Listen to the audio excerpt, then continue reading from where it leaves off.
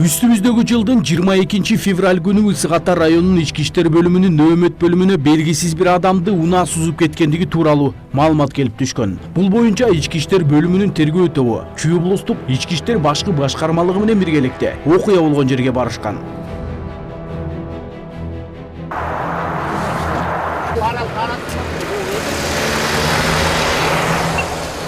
Машина емес, деле жоқ, моғол.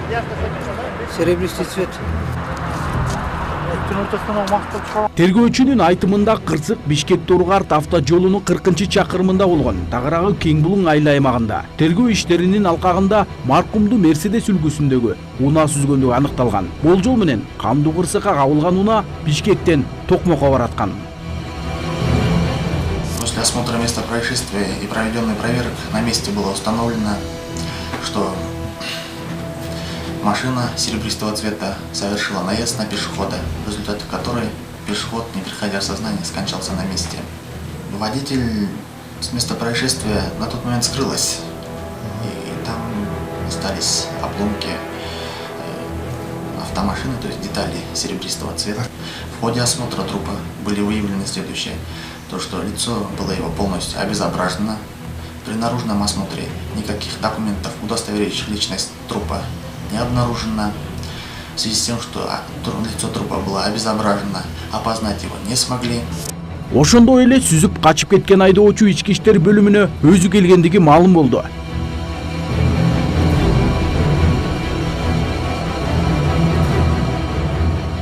Примерно в час 30 явился с заявлением о повинной.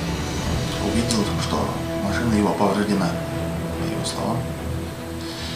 И после чего он сообщил в дежурную часть ОВД города Токмок, так как он сам проживает на территории города Токмок, о том, что не совершен ли был наезд на пешехода в районе села Ивановки Схватинского района.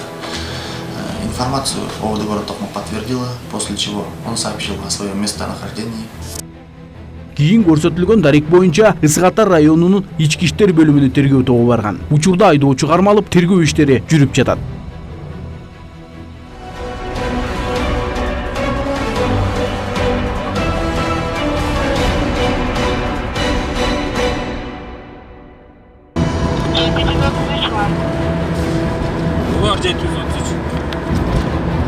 Чуй, Алматинка, поверьте, я буду сотрудник военной прокуратуры проверять поддельные документы.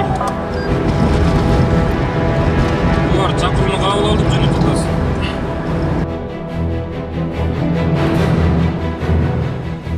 Böyle dost. Böyle tutmasın. Бул жаран жол коопсуздук кызматкерлерине өзүн аскердик прокуратурада иштейм деп тааныштырган. Бирок ал токтотулган унаанын айдоочусу эмес. Болгону анда бара жаткан кардар.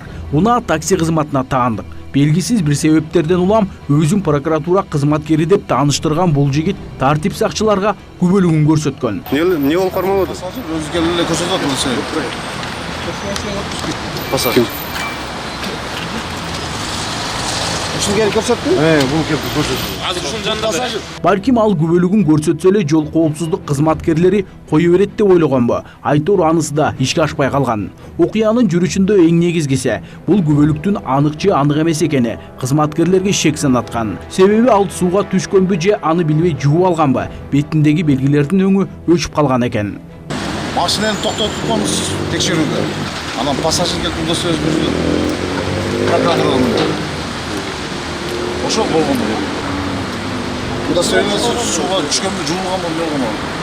Ал күбөлүк жасалма болушу керек деген тартип сакчылар аны жана унаанын айдоочусун жакынкы ички иштер бөлүмүнө жеткиришти. Кийин териштирүүнүн натыйжасында чын эле ал жаран аскердик прокуратурада иштегени анык болду. Учурда ал прокуратурада иштейт экен, бирок күбөлүгүнө кайдыгерлик мамиле жасагандыгы үчүн тиешелүү кагаздар толтурулуп, аскердик прокуратурага өткөзүлдү.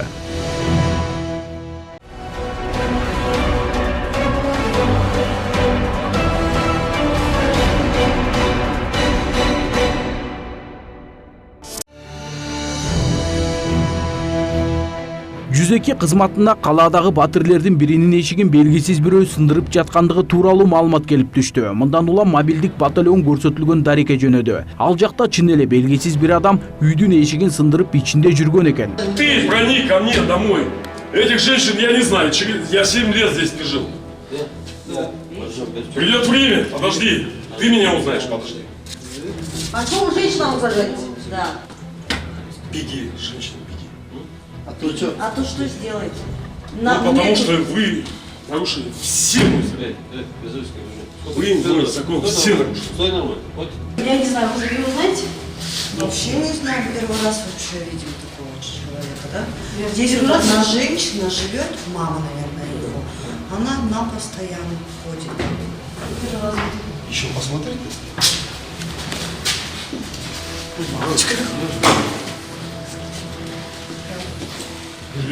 Здравствуйте. Первый раз я этого человека вижу здесь. Вы Людмилу позовите. Людмилы нет, она на работе. Нет, никого Она нет. меня увидела, убежала. Я вот знаю, вот кто здесь живет, женщина, сколько я здесь лет живу. Он здесь не живет, да? В суде решать. Нет, почему тут? Нет, давно В суде живете? будем решать. Давно живете?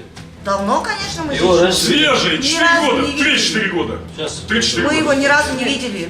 Байке, вот подумайте, вот дети дома маленькие. Пожалеете. Тартип сакчыларга ал ошол үйдүн кожоюну экенин айтып, себепсиз эле үйгө кирип алдыңар деп нааразы болду. Бирок биздин чыгармачыл топко ал Батырге коңшу турган жарандар бул адамды биринчи жолу көрүп жатышканын билдиришти. Она уехала в больницу к своему отцу, инсульт или что-то случилось. Я ее всегда вижу, здесь она одна всегда живет. Все время стучался и стучался. Около часа он стучался, вот пока, получается, полчаса он стучался, мы пока разобрались, да, что здесь случилось. Потом вам позвонили, все это время он стучался, пока вот приехала милиция. А вы впервые видите? Вот впервые Я тоже впервые, за 2 года я впервые. Я тоже так же. За 2 года мы впервые. Баарына кызыгы, Батырдын ичине кирген мобилдик батальонунун кызматкерлери тамдын бетинде скотчко оролгон ашкан бычактар илинип турганын байкап калышкан. Начальник ваш? Салам алейкум. Я 4-5 лет не жил. Я пришел. Я очень нормально. Кто он там повесил, я не знаю. Мой братан, подожди. Уберите. Уберите. Хватит. Не возьмите, все. Өзүн үйдүн кожоюнумун деген бул адам биздин чыгармачыл топту ар кандай жаман сөздөр менен сөгүп коркутуп кирди. Выключи. Без резкого.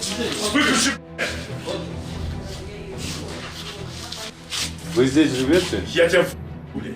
Хватит, да, не матерись. Милиция кызматкерлери андан үйгө тиешелүү документтерди сураганда ал 7 жылдан бери Батырге келелек экенин айтып, мындан улам мени коңшулардын эч кими тааныбайт деди. Көп өтпөй эле окуя болгон жерге аймактык тескөөчү жана ыкчам кызматкерлер дагы келишип, окуянын чоо жайын териштиришти. Я приехал домой, закрыть дверь не могу. Там. Баста Всё, берип бербесин, вызвали. колуңа берсин. 7 лет у меня не было. Ага, эмне мындай сындырып талкалап атасыз? Монун баары сиз кылдыңызбы? Такие. Слушай, я 7 лет здесь не жил. Вы по закону не можете мне предъявить. Открываю я дом, не открываю. Я административное нарушение не нанес. Матерь позвони, если матерь претензий не будет. Мен тааныйм, мен билем. Мам, слушай, я пришел домой, соседи на меня написали заявление, меня сейчас арестовали, мне тут ужас, черт творится. Ну что, я домой пришел, никто не знает, я дверь открыл, а закрыть не мог, я охнутал дверь. Соңунда анын чындап эле ушул Батырда жашагандыгы анык болду.